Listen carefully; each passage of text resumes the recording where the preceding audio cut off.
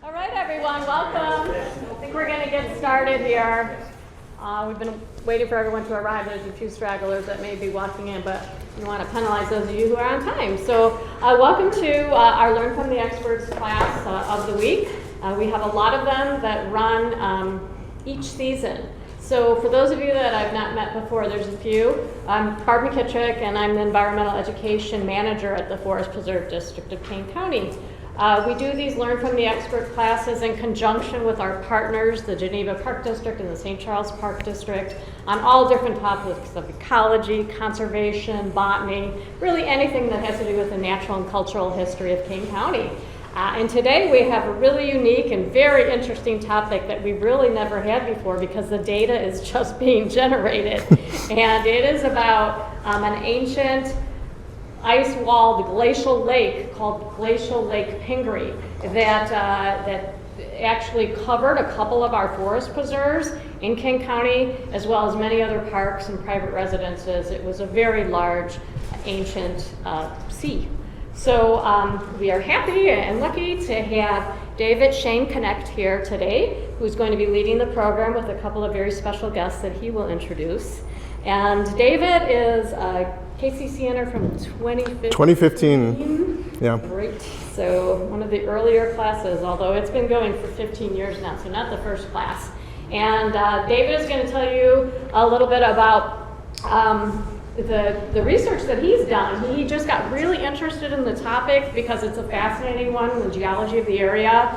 And as a result of his hard work and research, he's really spurred a lot of other partners coming into this project to explore Glacial Lake Pingree and to look at some of the fossil evidence that exists in the lake bottom. And he's going to tell you all about that and much more over the next hour to hour and a half. So David. Thank you, Barb, really appreciate that.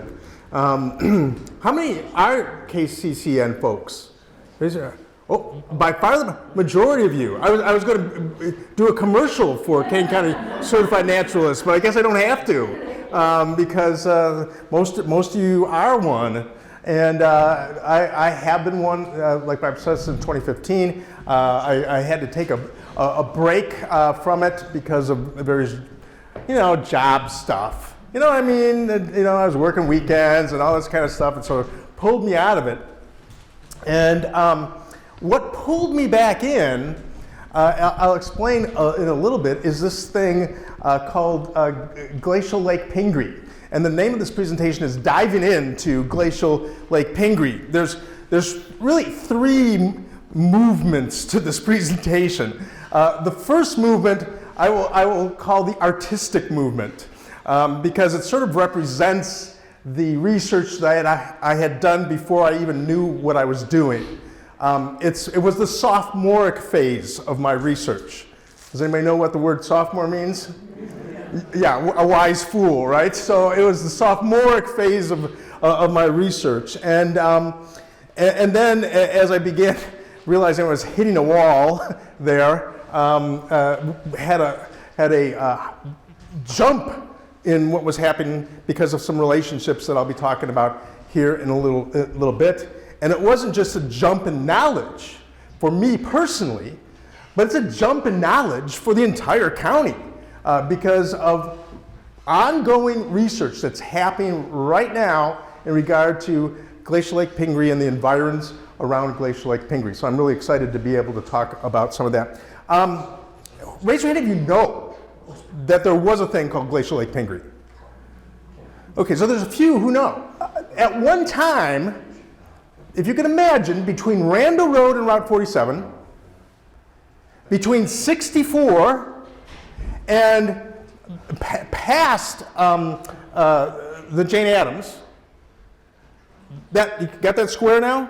64, 47, there was a lake, a large lake. I've always wanted lakefront property. And I have lakefront property now thanks to this research. And many of you might have lakefront property, or you may be underwater. I don't know. Maybe you're both. But that was kind of a fun thing for me. I'm from Michigan. There's lakes all over Michigan. all right, this is the prairie state, I get it. But, you know, I love having lakes around me, even if they don't really exist. So we are going to get our feet wet a little bit here into Glacial Lake Pingree. And I've got to start on top of this place. Do you know what that is? Anybody know what that is? Villa Olivia. My granddaughter and I are on the top of Villa Olivia. The sun is setting, so what am I looking towards? I'm looking towards the west, you know, and you find these little, like this thing, what the heck is that?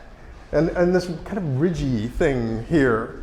You're looking way off into the horizon, and there I was standing on top of Villa Olivia, thinking that I was on some kind of glacial feature. Actually, it's not. it was man-made, but I was thinking about it at the time, so, you know, knowledge base does grow. Thinking, wow, what an interesting view this is. And my granddaughter happens to go, fifth grader, anybody smarter than the fifth grader here?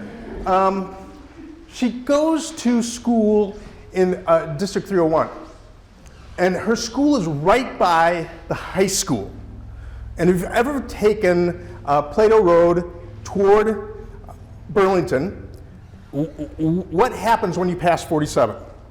Can you tell me anything about the topography? You're going up, all right? So just kind of keep that in mind for a little bit. You're going up to this point, which is the third highest point in Illinois. Who knew? Third highest point of Illinois, right here in Kane County. So what do you do when you have a high point? You stick a cell phone tower on it. Well, I don't know if that's a cell phone. That's some kind of AT&T microwave relay something. Yeah. I don't even know if it's still functional. It's got a road named after it. What's that? It's got a road named after it, that's right. Tower Road. Yeah, Tower Road. Right. So that's where it is. Okay. This is where we live. And I have to say that I first did this presentation to elementary school kids.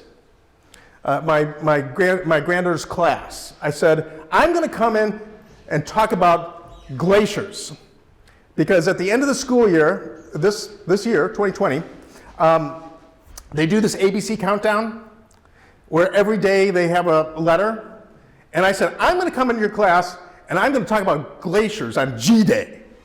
And she said, you are absolutely not going to be doing that. And I said, oh yeah, I've got to do this. And so this first artful part of the presentation is actually me replaying some slides here. Here's Prairie Knolls Middle School. Here is Prairie View Grade School. Here's Lily Lake. Don't forget about Lily Lake. That's important. Here's the high schools up there.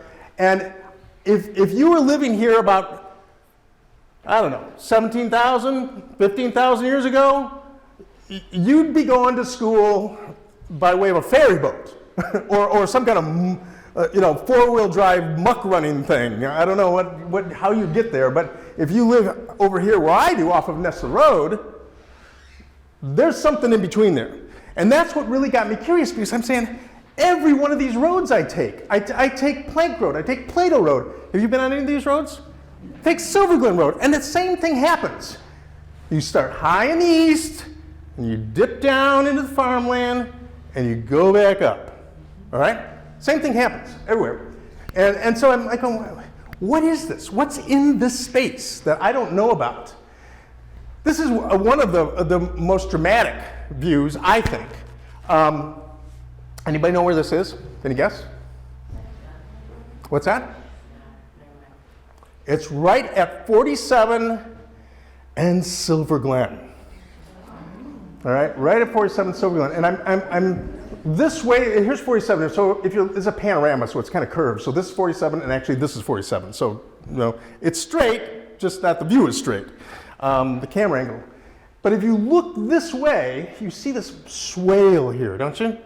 And here you actually see the remnants of a creek. Well, there is a creek there that heads off towards Virgil Forest Preserve. Is that our newest forest preserve, Virgil? No, it's not. It's been there a while, but there's nothing there. There's nothing there. No improvements yet. No improvements. All right. So So, but you just, this is the landscape kind of, and if you've driven up and down 47 and look to the east, you see similar kind of things. You see all that farmland sort of dropping away from you. So, I got to tell you, this became for me a rabbit hole. If you would have asked me in December of 2021 if I knew anything about Glacial Lake Pingree, I would have said absolutely not. I didn't even know it existed. But I don't know how it works for you. Maybe it's the internet that does this for us. If I get something that's of interest to me, I can just, poof, gone. And so that's where I've been for a while, just kind of gone. And maybe you've got your own rabbit holes. I mean, KCCNers, what do you want to do? You want to study turtles? You want to do invasive species? You want to burn off prairie? I mean, anybody have a rabbit hole that you're particularly interested in? Something that, yeah. I fell into that when my son was taking a class in college and was a little distraught about this entomology thing. And I said, well, let me, as a naturalist, take a peek at some of these questions. Then I looked at some of the questions and I said, oh my God. Then I started looking at the research about insects, and the class was called Insects, Friend or Foe. And then it dropped me into some of the things that were happening with pollinators. And then that turned into the next question was with mosquitoes. And then it was about the fact that they were trying to eliminate a species of mosquitoes. And then the next thing I know, I just had this project done and told myself, like, you gotta really understand what you're doing. I know that feeling. That's my feeling. When you go down one of those rabbit holes, that's what happens here. You just get sucked all into this. Well, my rabbit hole was this. Glacial Lake Pingree. All right. The blue stuff, actually, if you look at a superficial geology map, is sort of a pinky thing. It's not blue, but in my mind, it's blue. That's why I call it the artistic side of this thing, not necessarily the science side of this.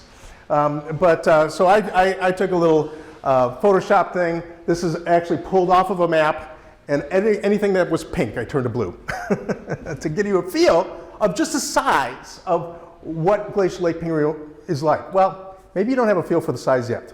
We'll have to dig into that. And I do have to do a disclaimer first. What you are about to see, you will not be able to unsee. All right? Because once you understand what Glacial Lake Pingree was or what this area was, you will see it everywhere. Okay? That's your disclaimer. There's the footprint of Glacial Lake Pingree. Now, actually, that's the footprint of Glacial Lake Pingree. All right. Whether or not this was all water at one time is up for debate. An expert will have to let us know. All right. But here is 64, which interestingly enough curves right there. Why did it do that? All right. Here's 90, which interestingly enough goes right through here. Well, why did it do that?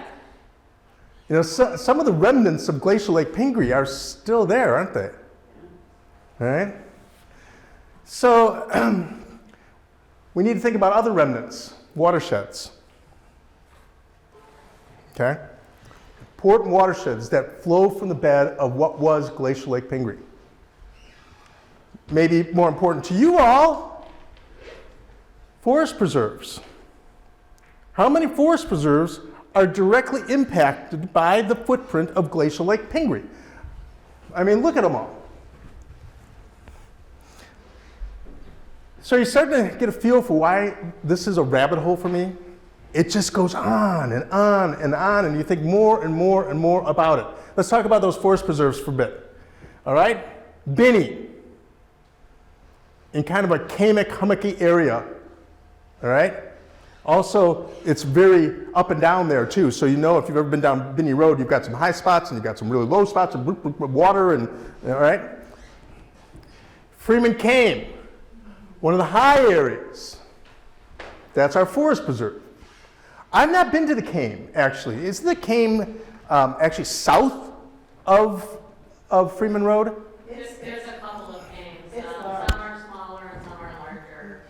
The largest one is near the lodge on the drive. Oh, okay. All right. Okay, gotcha. Rutland. Are you seeing something here? Like, all of the pink area is called Equality Formation, which is a glacial lake silt, kind of a clay formation, at least in the surficial geology maps. The darker colors, especially the orange, are Kamic remains. There's a big chunk of green moraine to the right to the left there. Anybody know what that's called? Marengo moraine. And the blue stuff, that's what I live on top of. We always called it, I've always called it the Gilbert's Drift because that makes sense to people. It's also called the Batestown member, which I don't have any clue why, but maybe somebody can explain that to me. Okay, let's take a look. Hampshire, right on the Marengo moraine. How about Pingree? We just cored there. Oops, I'm giving something away. I'm gonna wait. I'll wait on that. Sorry, I didn't mean to say that. I don't know. Is that the lowest spot? I don't know. Burnage, which is kind of an outflow area. Burnage is just on the other side of Corn Road. No, Coombs Road. Yeah. And on the west side of the Coombs Road is the head of the Leech, but I won't get into that yet either. Tyler Creek, part of the outflow from the bed of Glacial Lake Pingree. Jack Cook, right in the middle of nowhere. Have anybody been to Jack Cook? Go to Jack Cook and just go like this. And you'll go like, there's no elevation around me. All right. Muirhead Springs. I love Muirhead Springs. I don't think there's actually springs there, but I love thinking about as I want to do Glacial Lake Pingree when I'm in the parking lot of Muirhead Springs and looking southwest. Because I sort of feel like I'm on an island, you know? And you're looking at everything is dropping away from you. Fitchy Creek, another outflow area from the bed of Glacial Lake Pingree. Bowes Creek, another outflow area, also a forest preserve. These are all our forest preserves. Meister Corn, kind of in the high area of the Batestown member or Gilbert's Drift. You know, you're out of the lake here. Virgil's interesting to me because if this is indeed, as the surficial geology map says, Glacial Lake Pingree, one of the major outflow areas of Glacial Lake Pingree is here. All right, which aims directly toward Virgil and points north, which I'll be talking about. And I always feel like I'm misquoting you, Barb, but the water table is very high in Virgil, right? Mm-hmm. Yeah, still high in Virgil, okay? Which is interesting. Pearson Creek, also part of the watershed area from Glacial Lake Pingree, and then, of course, our beloved Leroy Oaks. And so you get a feel for all of this being kind of interesting. There's an interesting connection of all these things to something that doesn't exist. I've got a coworker of mine, Esther Diley, when I told her about this, and you don't hear her voice, but I do, because she's really snarky. And she goes, it almost borders on true crime. The lake that doesn't exist, or does it? Where did it go? Why does it haunt us to this day? I'm 100% on board with this level of geekery. Thank you, Esther, for that comment. Although Esther also said when she saw the promotion for this talk, it was a room with empty chairs. You know what I'm talking about? When you go on Facebook and you see the promotion? She goes, that looks like some kind of a 12-step meeting. And I said, yes, my name is David. I've been obsessed with a lake that doesn't exist for the past 10 months. Does it or doesn't it? Well, let's go backwards in time a little bit. Laurentide ice sheet. Here you are, about at the thickest point, about 2 miles thick. Was that the thickest point exactly? I don't know. I don't know. Could be about 300 feet thick at the edge. All right? We know that area because we've got condos and we play golf there. No, I don't think. That's, of course, where Galena is and the driftless area, the glaciers didn't carve that up, right? That was kind of left. Chicago doesn't have anything like this, but I kind of dug it from New York City. It's from a history site in New York City. In the state of New York, they figured the glacial ice was about 2,000 feet thick, and if so, that's all their skyscrapers. All right, so this is a lot of ice, moving stuff around. What are the causes of the ice age? Any guesses? The relationship of the Earth with the sun. That is indeed one of the thoughts. With the kind of elliptical orbit, is there are periods of time when the Earth is actually further away from the sun than it is otherwise, you know? That's actually thought to be perhaps one of the causes. Any other ideas? And then the CO2 got so high that it flipped. Is it a blanket or is it a thermos? I don't know. Does it keep in the cold or does it keep in the hot? Or maybe if there's a lot of heat emanating, it keeps in the hot. You know what blankets are like, thermoses are like. They can do both. I don't know what it is. Maybe. And so there's some debate as to what actually caused the ice age. The reasons are not fully understood. One of the things that could happen could be plate tectonics, and I'm not talking about Pangea level plate tectonics, but things that were moving enough to change conveyor currents in the Pacific or the Atlantic and change how hot and cold water moves around a little bit. All right?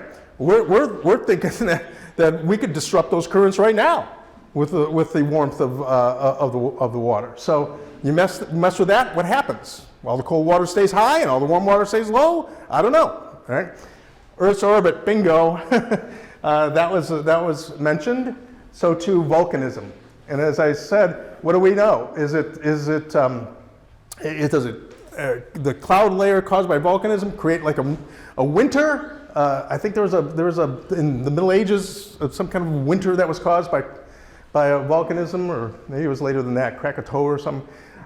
But then nowadays we also can think of this as being a blanket that keeps in warmth, right?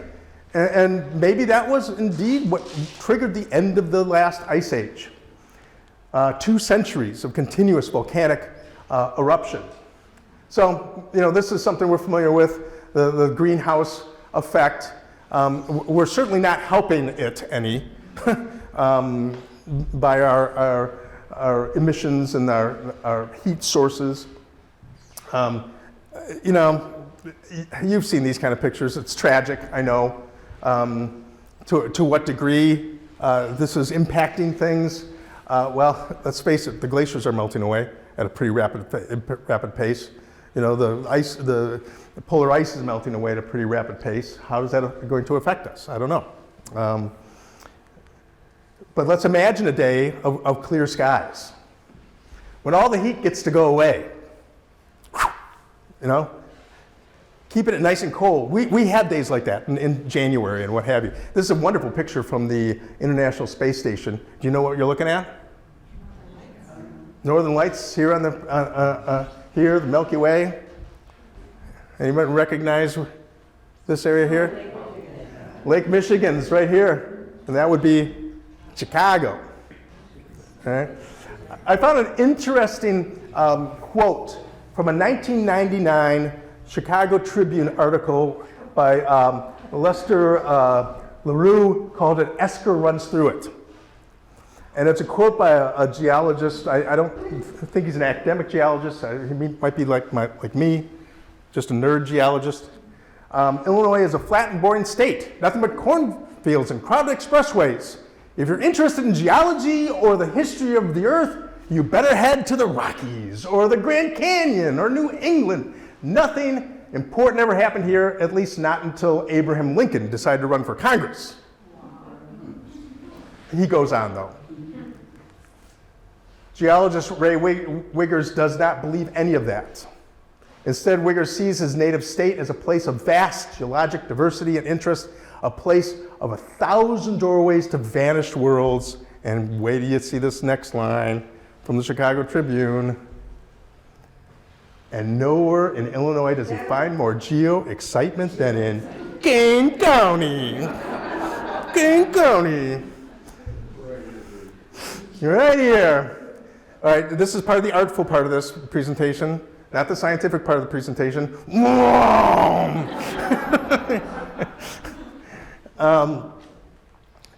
This is back to science, though. This is from UW, and it was kind of a beautiful little video. If it plays, my video has not been playing for me, so I'm really sad about that. For some reason, it's forgetting how to play video here in the thing. But what I'm going to try to show is a video, and I've superimposed northern Illinois and pointed to Kane County here. So let's all say a little prayer and hope that the video plays. So watch this area. What's that? Right there.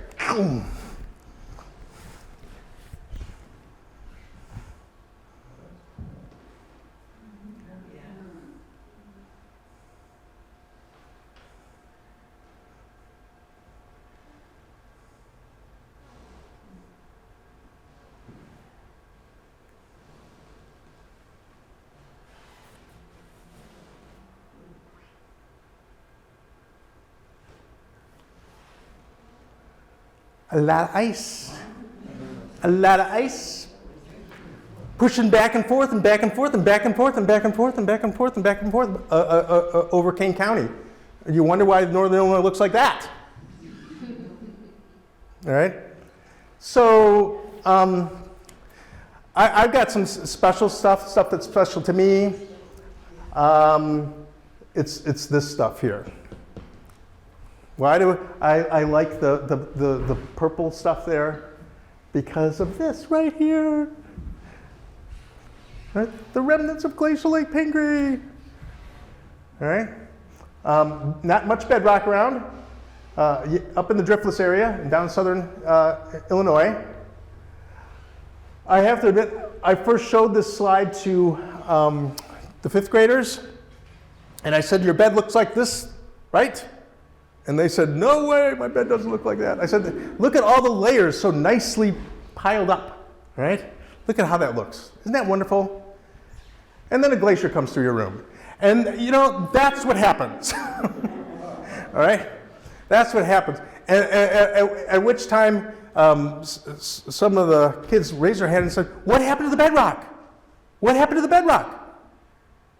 And I said, well, the bedrock's kind of underneath all of this, like glacial silt and drift and stuff like that. How far down is it? I'm like going, what the heck? Who cares about the bedrock? I don't care about that. That's not what I'm talking about. Well, apparently getting down to bedrock is really important in Minecraft. There's another aspect of that I'll talk about here in a little bit. So this is kind of the mess by us. So you've got the Marengo Moraine here. It's called the Gilbert's Drift. You've got, somewhere squeaking down here the Fox River. I think it's between somebody correct me if I'm wrong, St. Charles Moraine and this Manuka Moraine. I think it's Fox River squeaks down through there. You notice this space right here? That white space? Notice that white space right there? It's interesting. What's in that white space? Well, let's just pretend this is I'm adapting this. Okay, this is artful time now too. So this is what some of the features of glacial action are, and let's just say between this recessional moraine and this terminal moraine, we've got the Fox River. All right, and let's just say on the other side of the recessional moraine, we've got the Des Plaines River. All right, and let's just say we got the Chicago River coming out here. And the ice is finally leaving Chicago, so now we can go to, a Bears game. You see a little bit of Lake Michigan showing up there, but we also see these things, cames, hills, conical hills. We see a delta, but it's kind of like an upside down delta, right?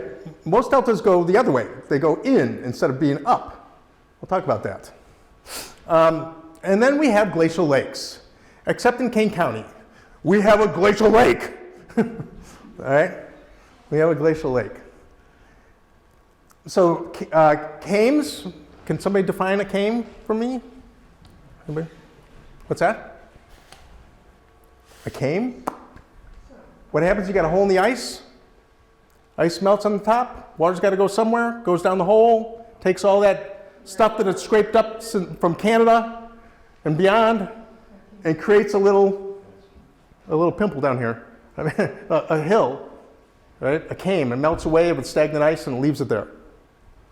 It just kind of melts away in place. It kind of leaves it there. Do we have any of those around? Cames? We have a lot. Any memorable ones? What? Johnson Mountain's a came. Illinois Country Club's a camic system. Here's Johnson Mountain down here. Illinois Country Club is somewhere up here. Then, of course, we've got Freeman Came. All right? So I don't know what you like to do on cames, but I like to go sledding on cames. But I think that is like the primo sledding spot in all of Kane County. So it is, yeah. So, and there's a nice little bathroom at the top. So that's awesome. 100-foot rise, shaped like a flattened gumdrop. It's Johnson's Mound. If you haven't been there, do check it out. Up there. So I'm south of Glacial Lake Pingree actually right now. And then you've got something called a esker, which is that upside down delta. So what happens is that under glaciers, there are rivers, all right? And glacial rivers have riverbeds. And those riverbeds are surrounded by ice. So they build up and don't carve down. It's got a different phenomena happening there. And they even have deltas. And one of the most incredible deltas in all the state of Illinois is where? Kane County, the biggest one in all of Illinois, Kane County, all right? Caneville Esker, all right? This one here. We got two of them. I've not seen the Caneland School Esker, maybe some of you have, but Caneville Esker, length of about 7 miles, a broad-shaped fan at the end, series of knolls around it, which are 70 feet high. However, most of these have been chopped up. Why do you think they've been chopped up? Gravel extraction. Roads. All right? So here you've got this wonderful quote here. A woman who flew over this esker in the 60s recalls it as a continuous sinuous ridge. In the years since, it has been mined for its water-washed sand and gravel, ideal bedding materials for roadways and other construction. The once wondrous esker is now as chopped up as a snake would have been by a machete. That's a quote from the Tribune. So, but you can see it, can't you?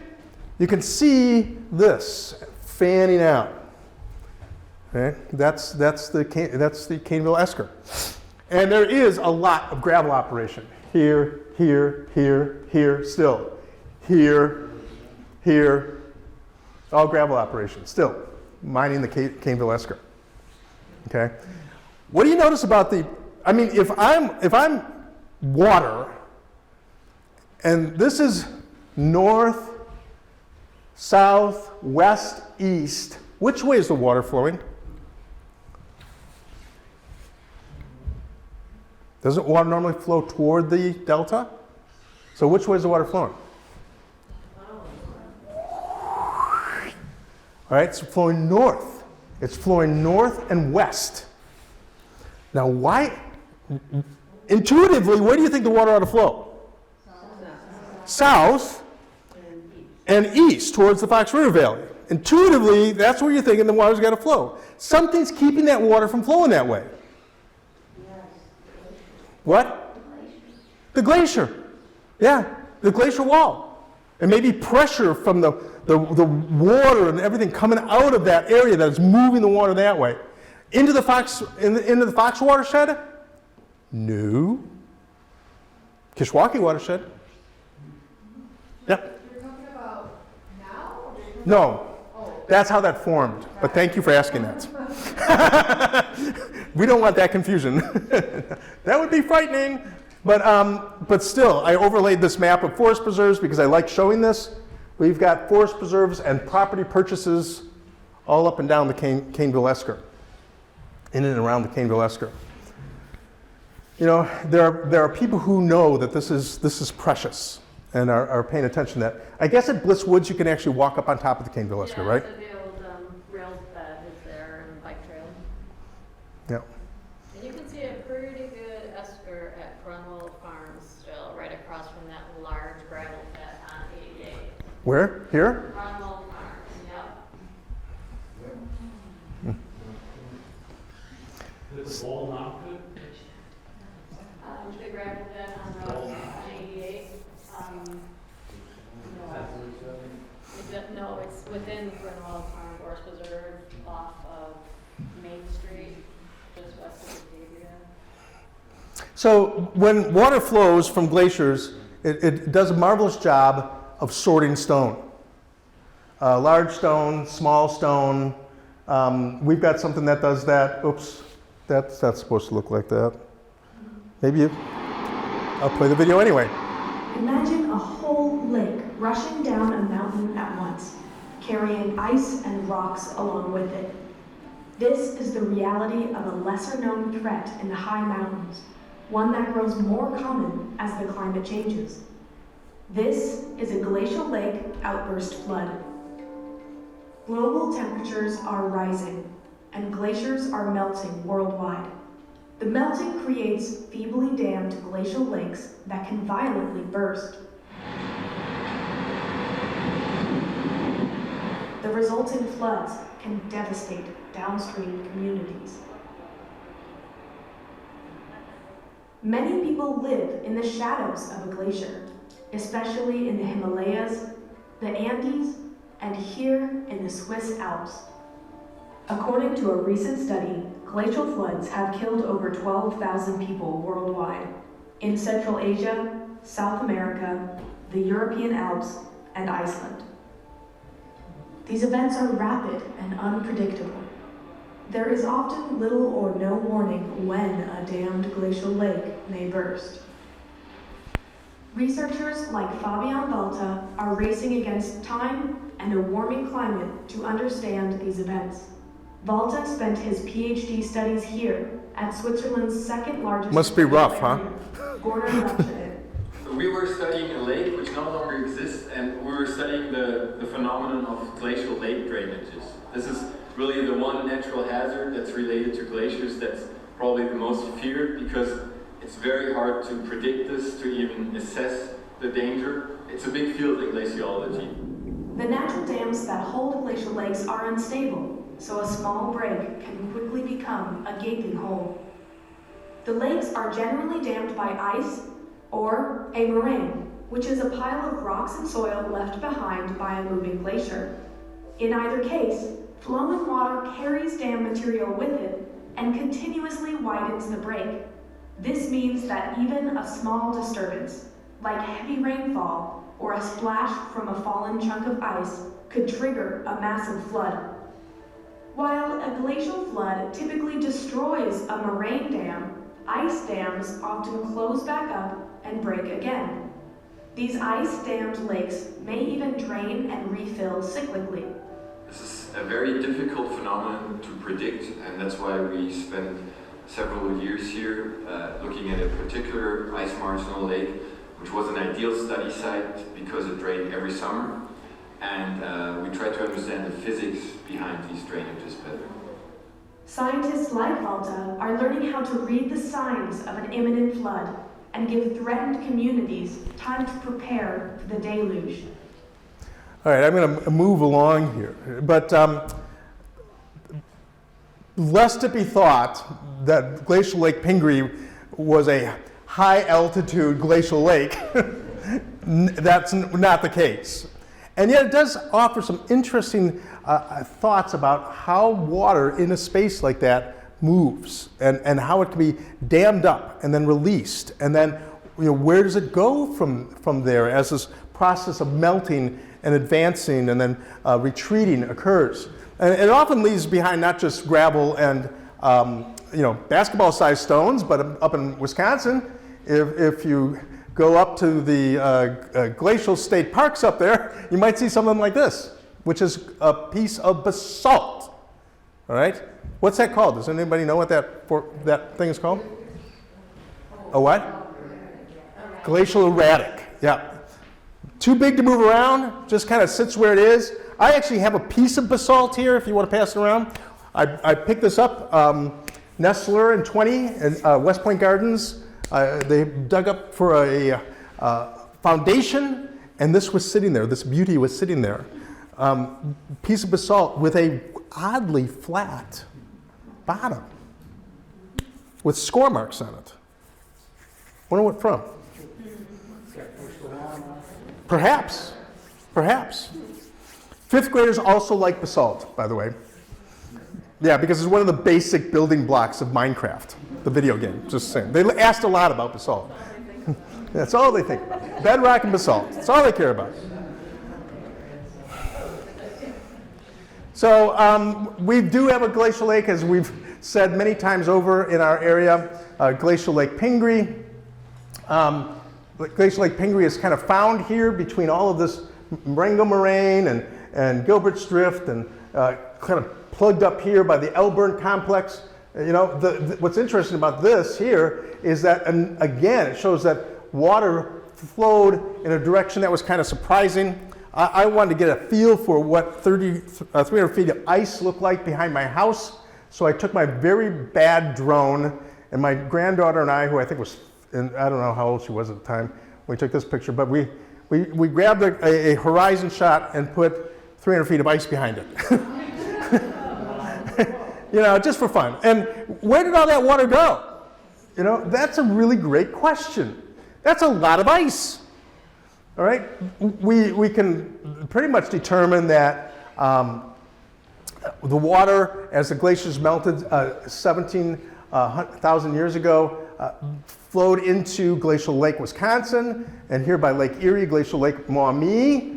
As it's receding even further, 14,000 years ago, it's flowing, interesting, from Glacial Lake Chicago via the Grand River into, Glacial Lake Saginaw via the Grand River into Glacial Lake Chicago. If we put our local waterways here on the map and our county here on the map, even though it was around 14,000 years ago, Fox River on there, we have this bit of water that's held in place by the very morenic systems called Glacial Lake Pingree. And if we kind of blow up Glacial Lake Pingree a little bit on this map, somebody said, well, the water went that way because of this. All right, so went into these various areas. If you're on Lily Lake, if you're on 47, and if you're looking west, you can sort of get a feel for that flatter drainage area. And this is all the Kishwaukee watershed. But then as the glacier retreated, and this isn't scientific, this is artful. Remember, this is art. I don't know if exactly retreated like that, right? But as it retreated, then you start to see some things open up toward the east, things that are very important to us. All of our wonderful watersheds and the Fox River Valley start to open up and start draining not north and west, but start draining southward, as we're familiar with. And eventually it all goes into the Great Lakes. So I like meta-narratives. There are people who don't like meta-narratives because they try to put too much together. But in this case, this made a lot of sense to me. Once I found out about Glacial Lake Pingree, this idea of a theme that connects aspects of a place, a past, present, future, in a story that I think is significant. Well, this is significant, all right? This is significant. This is Silver Glen Road. Well, this is 47, all right? on this ridge of Marengo Moraine. This is Silver Glen Road. All right, here is Lily Lake down here. So if you go on 47, you'll dip down, you'll come back up again. You can go to the little cemetery there, look up the throat of Glacial Lake Pingree, at least of what was the bottomlands of that glacial lake, whether it was all water at one time or whether it eventually became a liquid space as it drained from above. It'd be interesting to know what all the timing is of all of these watersheds. But then you've got Plato Road, then you've got Plank Road, which was at one time a toll road. It was a toll road because it was made out of planks. And you would pay to get across Glacial Lake Pingree's bed, the bed of Glacial Lake Pingree, because it was just a mucky mess. And there's Route 20, and there's 90, and so then you get a feel for it. This is my space. This is where I live. You know, are you underwater or are you on top of the water? Are you dry, high and dry, or are you down in the mush? Right? So, as I've said, Glacial Lake Pingree affects a lot in its unknown, non-existent stage. It doesn't. You know, we can't really see this anymore. You might see little ponds or marshlands or whatever that were remnants of Glacial Lake Pingree, but it still makes you think about where high places are around us. Up on the Marengo Moraine or up in Freeman Came, where the low places are around us. That's the Kishwaukee watershed outlet to the north. And then we've got Bowes and Virgil. These are kind of the lowest areas. Well, that's not the lowest area. The lowest area is the Fox River at 697 feet above sea level. This is a LiDAR map, I believe. This is a LiDAR map of the area. Can you see where Glacial Lake Pingree is supposed to be? Yes. It's right about there. All right. So remnants of it exist. These are all of our watershed. Jelks Creek, Tyler Creek, Fierce and Otter Creek, Mill Creek, Blackberry Creek, the Kishwaukee, and guess what? There is in Kane County not a continental divide, a county divide between the Kishwaukee watershed and these other watersheds. And so if you want to know where Glacial Lake Pingree is, the bed of Glacial Lake Pingree is still where all of this is coming from. All right? It's all coming from that space. Mill Creek and Blackberry Creek are separated out for some reason. There's a bit of Elburn complex there, but Kishwaukee is included. And there's a black and white, more of a topographical view of all that. I mean, we always think about the Fox River, but the Kishwaukee watershed is not a tiny watershed. I mean, we say, oh, well, a little bit of Kane County goes into, you know, the Kishwaukee. That's a big watershed. So it's between two significant watersheds of the Rock River and you know, Pecatonica and, you know, Apple River and all those things. And there we are. There's Kane County and the bed of what was Glacial Lake Pingree. John Doerr, I got a chance to talk to him at an event not long ago. Where did all the water go? I asked him, well, he said, it didn't go anywhere. A lot of it stayed right here. You know, you had to get across it on things like Plank Road. I'm not going to quote him now. If it wasn't for drain tile, there wouldn't be any beeping farmland in Kane County. All right? And so that made a difference too, clearly. Can you imagine getting across the county that way on Plank Road? You had to pay for that. Is that really our Plank Road? That's not our Plank Road. That is part of the Chicago Plank Road system, though. So, and drain tile helps. Drain tile helps. So Glacial Lake Pingree, the liquid heart of Kane County, is still beating. Is still beating. I mean, right? It's something we need to really be mindful of. And interestingly enough, if you go west, there's a lot of farmland still. There's a lot of timberland still. In those low-lying areas, there's not a lot of subdivisions yet. You know, we've got time, people. Just saying, you know, we've got something to protect, and it's worth thinking about here. Because as I draw from this paper by Myrna Keeley, 2007, much of what we take for granted in our daily lives, soil, water, minerals, the resources that nurture all of life and sustain our societies, is the legacy of these glaciers. Our farmlands are the legacy of these glaciers. Our drinking water is the legacy of these glaciers. The building materials are the legacy of these glaciers. The diversity of the forests, prairies, wildlife habitats that we have is the legacy of these glaciers. You know?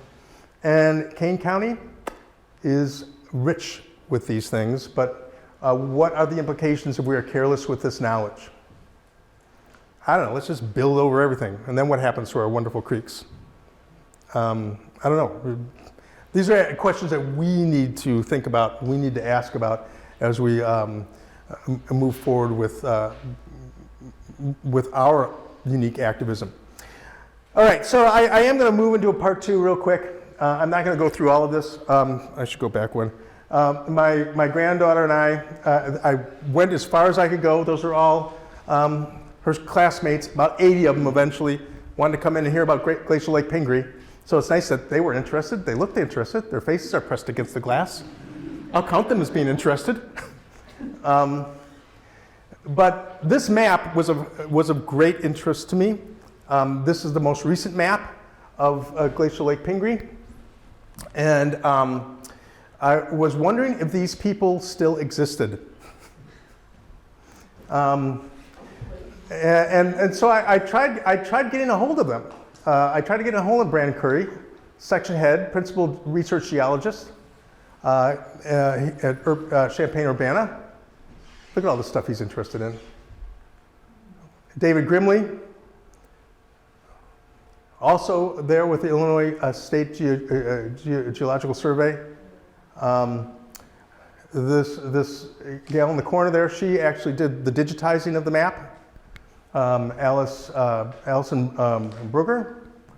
And I was pleased to say that I had the opportunity, and unfortunately for time's sake, I'm not going to show you this video, of being able to talk with Dr. Curry and Dr. Grimley about Glacial Lake Pingree. But I can kind of one-up that a little bit right now because Dr. Curry's here with us. Dr. Curry, could you come forward?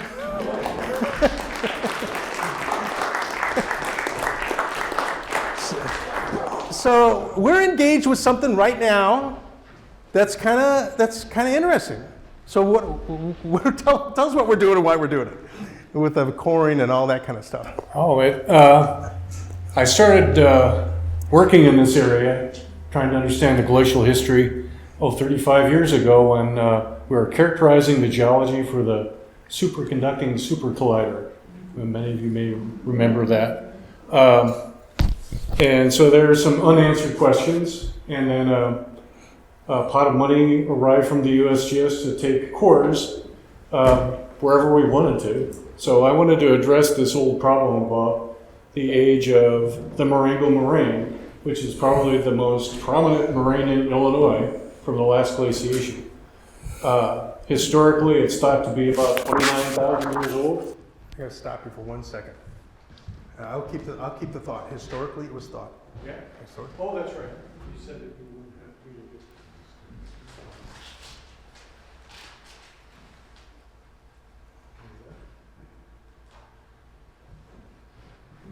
it. We can't hear. Historically, it was thought. Yeah. Historically, it's thought that the Marengo Moraine is much older than all the other moraines from the last glaciation. But when you look at the LiDAR, which David showed you a picture of, There it is. look at it in detail, you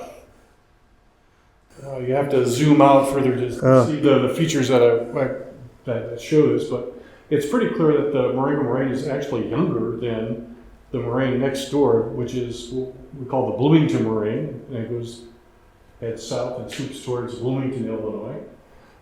So anyways, one way to find out the capping age, the youngest possible age it could be, is to look at deposits of Lake Pingree, Glacial Lake Pingree. Okay, so you have this moraine, and on the sides are these lake deposits. Maybe I could go ahead. And so the age that you get, you know that the moraine has to be older than that, whatever age we get from these lake sediments. So we call that a minimum age. So we've got some lake sediments that we cored yesterday, hot off the drill, where Big Timber Road crosses Tyler Creek, and there's 30 feet of lake sediment from Glacial Lake Pingree. And at the bottom, we know from looking at notes from the geologists who were on board when they took structural borings for the bridge, that there was 30 feet of lake sediment. So I knew that it was a good place to go to find fossils. That's our intent. And if you stick around, we'll take a sample from this material that was taken yesterday. Just yesterday. It's in the back of my car. And we'll look for and probably find tundra plant fossils. Now, and the thing that's really cool about this is that if you look in the fossil record, you find in abundance fossil spruce wood and needles and things like that. And then in your mind, think of the biome where spruce forests are. So you can think of like Hudson Bay and the area south of there. There's a belt of boreal forests. And then above that is tundra, or the transition to tundra. That's what we're finding. We're finding fossil plants that live in tundra. So Dryas integrifolia is I think the common name is Arctic avens. We find Arctic bilberry, Arctic willow. Those are the three big fossils. And these are little tiny things, only a few millimeters across. If we wash them out, I'll get all excited because it looks like somebody sprinkled some pepper on the sieve. And all we need in nowadays technology is maybe 4 or 5 of these leaves to get a radiocarbon age. And so the age that I expect to get from this will tell us that the lake was about 20,000, 21,000 years old. But so to answer this Marengo Moraine question, we sampled ice wall lake plains, including Glacial Lake Pingree. So we're on the east side of Marengo Moraine. And then we've got a site at Hampshire Forest Preserve. Hopefully we'll find some lake sediment tucked up in there. And then we've got a site where I first discovered fossils in ice wall lake plains, in a gigantic ice wall lake plain, a sister, if you will, of Glacial Lake Pingree, that's located between Hampshire and Burlington. And so if the story is true that Marengo Moraine is younger than the Bloomington Moraine, I should see that in those ages, and the bottom ages from these lakes. So this is like a first stage test of this theory that we have. I'm going to skip ahead a little bit because I think I've got some. So this is the area.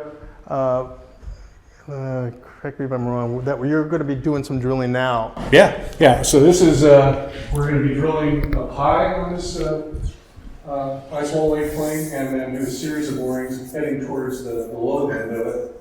So this, even though it doesn't really look like it here, there are actually terraces, so flat surfaces that comprise this landform. And there's an upper surface here, kind of a middle surface here, and then a lower one down here.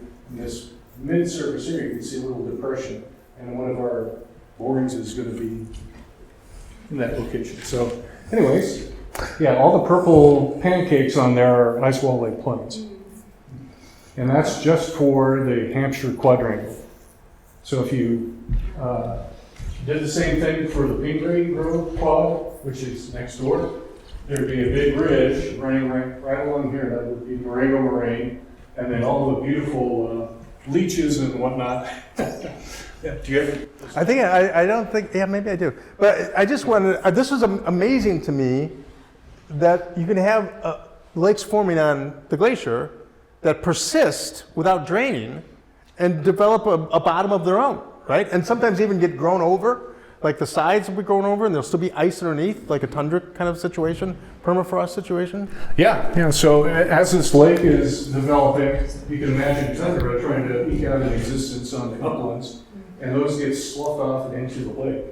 And the really cool thing is when I wrote the first paper on this, on the ice wall lake that we explored here, called this Mr. Peanut. Boy, I can't remember her name or last name because it's a mile long, but her first name is Helen.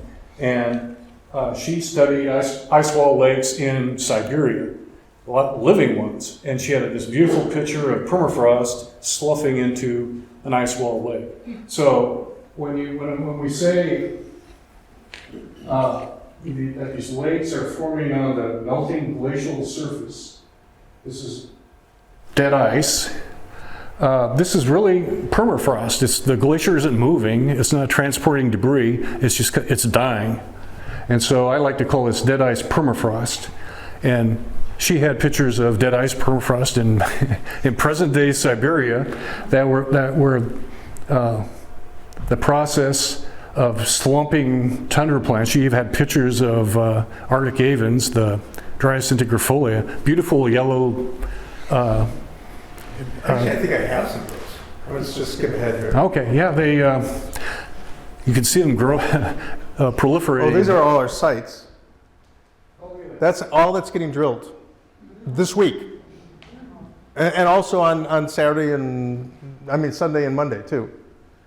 So just yesterday we did the Big Timber and Tyler ones. That was a beautiful day of marking the sites, and then you had to get Julie to come in. Thank you for doing that. It's a 3-hour drive one way to get up here, and one of our chores is to mark sites that we want to drill, and then we go home. So it's nice to have someone do that, help us along. So I'm going to skip ahead again through these slides because they're amazing slides, but I think this is one that you had produced, showing how you could actually have stuff growing on top of the glacial ice. And so the glacier's still there, you just don't really see it. And then layering in, as you know, lakes do, they develop greenery and then they die for the winter and what have you, the different layers. And then they leave these, like donut-shaped features, plateaus, after the ice melts. And they're all over the place. And I had fun with this one. I'm just going to go through it. I just put donuts everywhere. This is one of our sites on top of one of the glacial lake plains. You can see one right there. Oh, looks more like a cutworm in your lawn, but pretend it's a donut. And this was yesterday. If you went on Big Timber Road yesterday, you would have seen these fine folks coring the samples that we're going to look at now. And, that's some of your stuff. Yeah, so one of the things that we'll probably find in this sample when we wash it are ostracod shells. So ostracods are microcrustaceans. So they're, you're probably more familiar with like Daphnia and other critters that live in lake water. Ostracods are pretty common as well, and they either swim amongst the aquatic vegetation, or there's a whole family of them that burrows around in the mud. And that's what this kind of ostracod is. So this shell is made of calcium carbonate, and it gets preserved in the fossil record. And those are the 3 kinds that I found in peanut, which is. Oops, wrong way. And Limbus friabilis is the smallest North American ostracod, so you have to really squint to see that. There's vaccinum, which is what? We must have some botanists out here. Maximum. That's the Arctic bilberry. Of course. There you go. There's the snowbed willow. And then you must have Arctic avens too. So yeah, and you can find entire hillsides are covered with those flowers. And the leaves are very distinctive. I don't think we'll find those in these samples, but maybe we'll get lucky. But they're very easy to pick up because they look like claws. These are various. There's the family picture. And that's where we drilled yesterday. Tyler Creek, Pingree Creek, confluence of Tyler and Pingree, and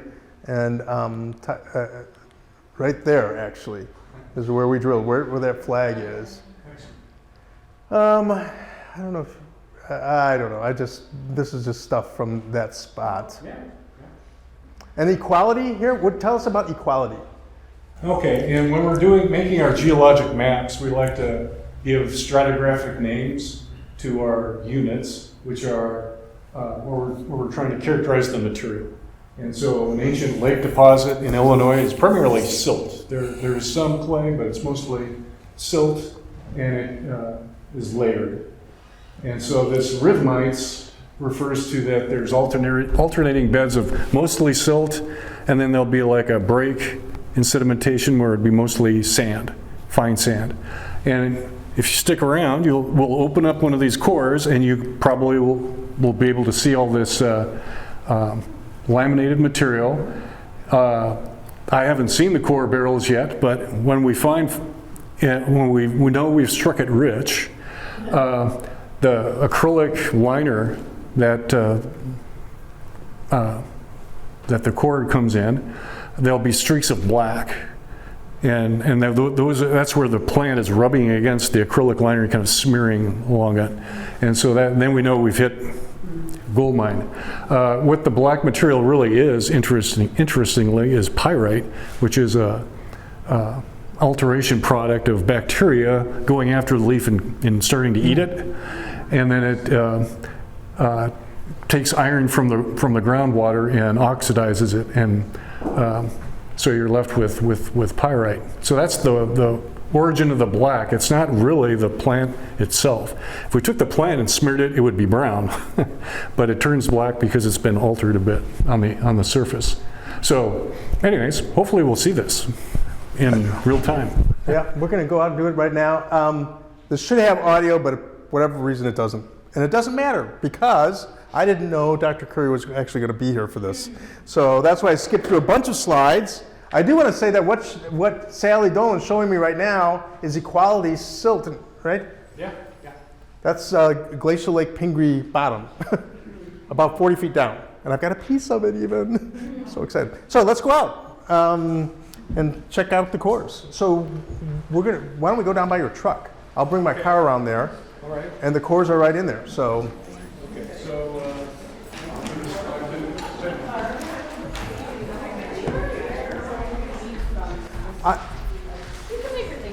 I do want to say one thing before everybody departs. There is going to be a part 2 of this in the spring, where we're actually going to go onto these various sites and look for glimpses of Glacial Lake Pingree. It's going to be like a car caravan. If anybody would like to help me organize this Glacial Lake Pingree kind of circle tour thing, please sign this. I'll put this on a table out there, and I could use some assistance pulling this off. So if anybody's interested, let me know. So that will be sometime in the spring, just so you know, so you can look for the announcement of the program in the spring speed line and volunteer the KCCN hours for those of you interested in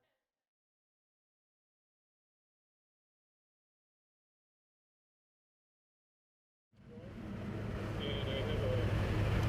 And I have a pamphlet that goes with it that's downloadable, and it has pictures of the fossils and kind of what's in my thing that eventually gets published in a journal, and that's what we're trying for, is the journal.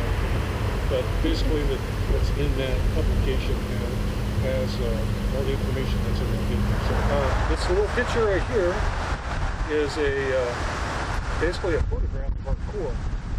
And this whitish sediment is marl. You may be familiar with that term. It's basically a concentration of shells. And then the dark stuff is, at the top is peat, and then down the bottom is mostly silt, but there's also fossils as well. Thing to look at in particular, but we'll be here for a while, so it's here to gaze upon if you want. 5 foot worms, and then pull the sample out, and then go back up to 5 foot and so on. And at the bottom is the business end, the cutting edge of the sample. And you come up with what I like to call the chute. And there's a interior portion that just passively rides down the middle of it. And the sample just kind of rides up into the tube that way. So it's cut by the auger, and then it just gets pushed gently, or not so gently. There's an example of what happens when these get jammed. Anyways, it gets pushed into the tube, so that's the origin of all that. So that basically the same context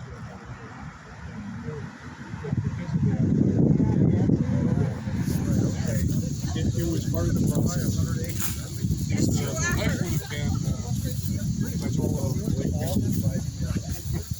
A big part of it was underwater. And that water cut through the rain.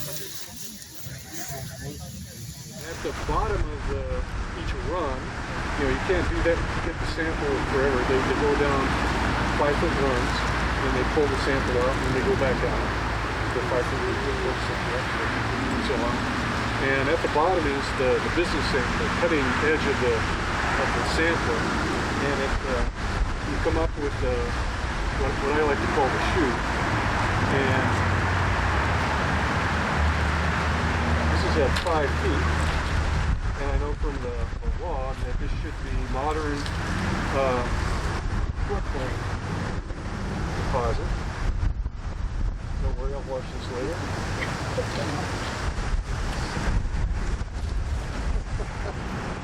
So it's quite likely that this is it's probably man-made material. I'm finding bits of dolomite gravel in here.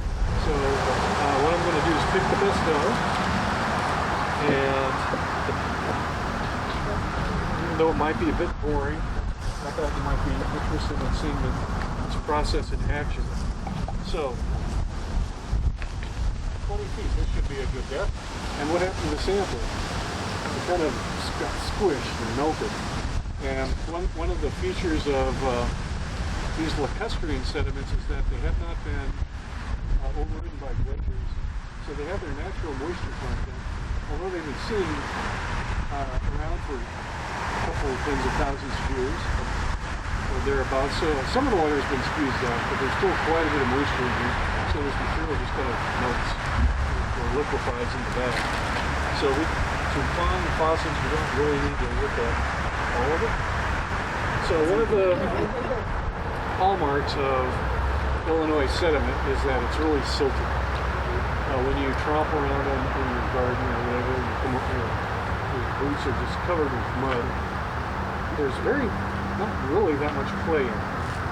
But you're taught, I think, just everyday life that things are stick to your feet or foot. But it's not clay, it's mostly silt. And it is a property of silt to do that kind of thing. If this was clay, it wouldn't have deformed this much.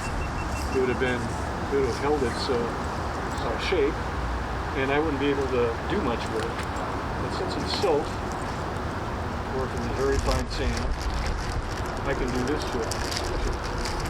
And then when you are trying to texturize things, I think this is what Susan was showing in the video. She was holding a sample and like squishing it between her fingers like this. A silt will do this, and then when you have moisture content just right, you look at your finger, and if there's like slicking signs, shiny, striated surface, it means there's clay. So the plan is to add boiling water to this. As it turns out, when you add boiling water, the silt is going to go totally disaggregates, and really fragile fossils are not harmed. So our leaves probably would survive you pecking around and looking at stuff. A lot of the shells would go, but we have plenty of material left to get the core. So peck away at the sample as much as you like. So another thing we can do in the meantime, we can look at the book. And of course, this is available online for you to download. If you go to the ISGS library online, you can download that and bunches of other publications and maps and pamphlets that go along with the maps. So after you wash these guys out,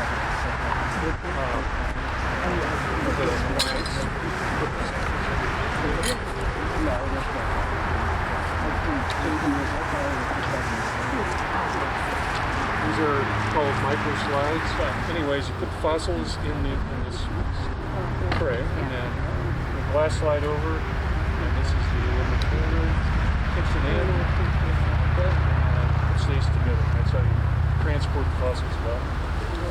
So you'll see polysopods, which are clams, gastropods. We should see some needles and things like that as well.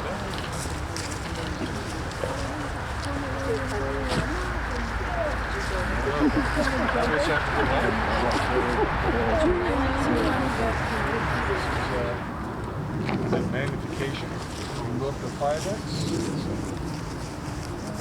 So you can play around with it.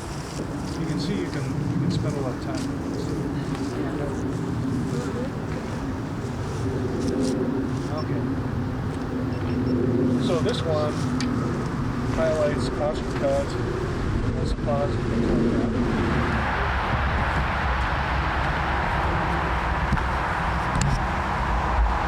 So it's material is just like so we'll put this in here as well. Seems I'd be very curious where you are in relation to probably Glacial. 10,000 years old. Right on. And this is 20,000 years old. Pull yourself 10,000 years of missing time. That's right. Why? But there wasn't any sediment produced to preserve fossils and fossils. So it's missing, and we see an action. And hopefully we'll see some of it at the very bottom of the book. I think the way we arrange this is absolutely on. Okay, so I was telling you can, if I see black smears on the side, that's a good indication of what fossils. This doesn't have it. So we may be just that one busted.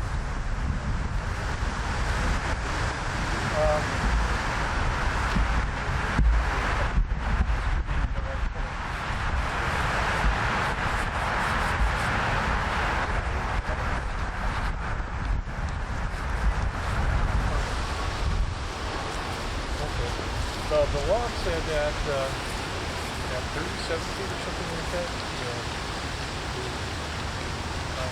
gray silt. So it's like it's a reddish. Your coat is pretty close to it. It's too brightly red. There's no gray red. You mix more brown with it. The first was that's more. It's compact color.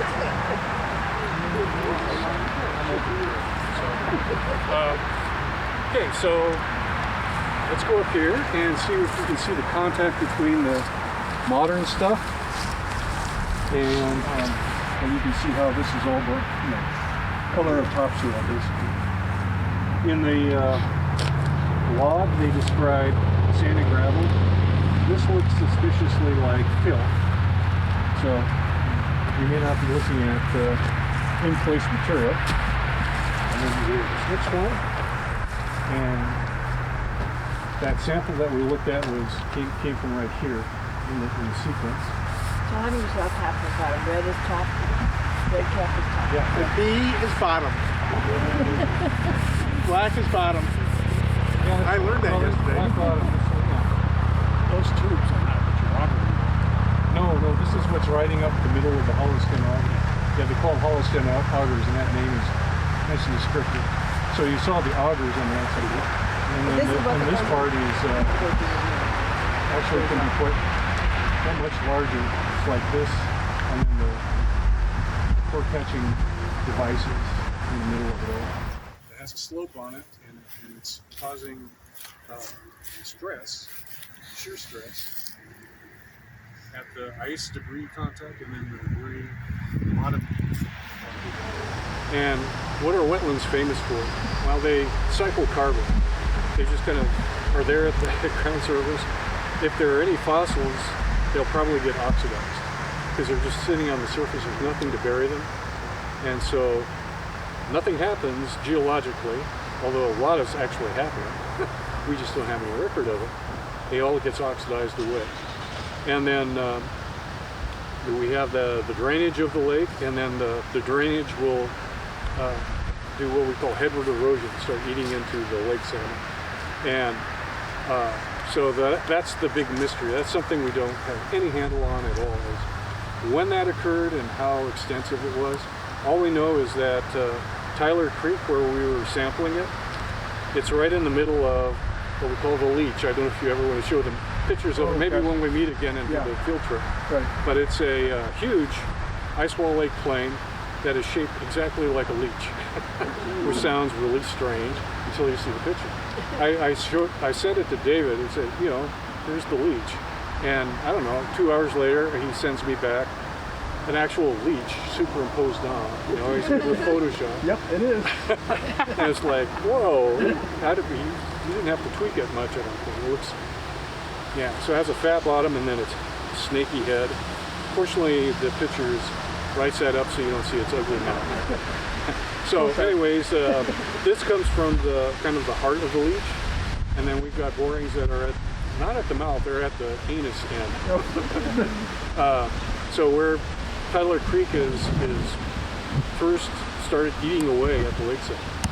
And hopefully we'll have a record there that will be like this, but the bottom date of the lake sediment will tell us when, not the bottom of the lake sediment, bottom of the alluvium, will tell us more about when that drainage took place, and you get quote-unquote normal surface drainage, where there's big storm, the water level in the wetland rises, and water flows out of a developed channel, which is now Tyler Creek. When you look at all the drainages, Tyler Creek is a great example.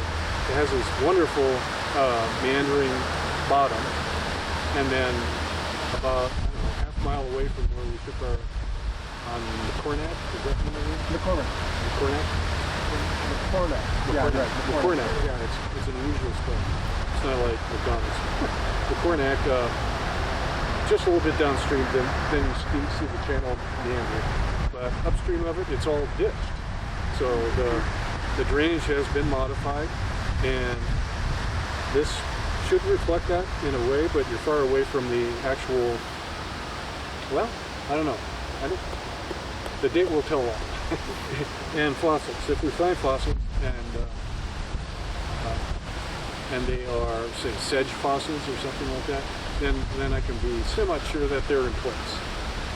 If it's something like corn, then we'll know something, or a beer. There's a beer bottle. I mean, that actually happens. I mean, we're pondering the age of something, and it's like, oh, it's St. Louis won the World Series. Okay, so looking at this core some more, what is going on here? There's a little bit of oxidation turning this gray stuff brown. There we go, black smear. I mean, it's not anything to get too excited about, but this is the kind of thing that we're looking for. Right there. So, okay. So, I was going to say a brown color may indicate that there's organic matter within this stuff. That's a really good sign. So, yeah, there's other reasons to open this one up. Okay, so if I go along here, it should be good. So you're gonna go that way? Yeah, I'm gonna start it off And they're then spilling out already. Well, On this side. okay, now hold it so it won't spin. It'll want to turn.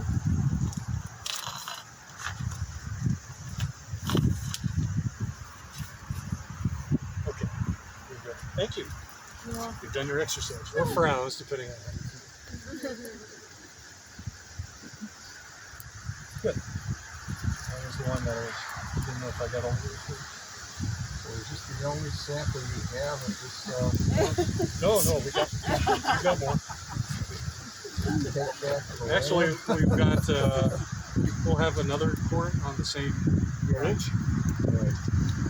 We've almost got too many courts. Is there a shelf life for a cork? Yeah.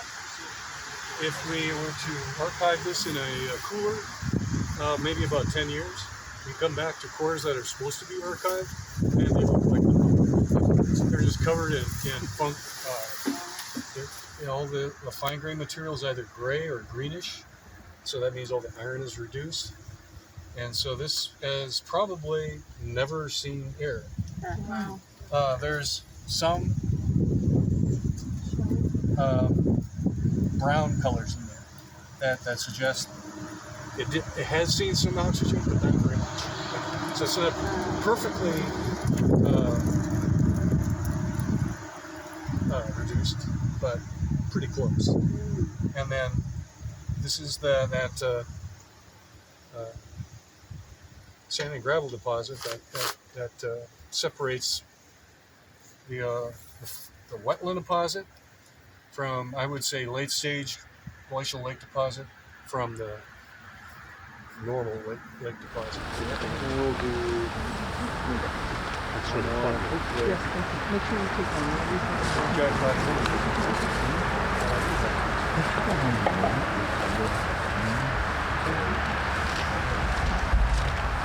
So 10 feet is still kind of interesting because we're still in the modern alluvium, so this is floodplain sediment after the lake drain, and this is probably the soil was like surficial geology of kind of stuff that they're like claims of water. So the last sample was mostly fill, and then this has got other stuff.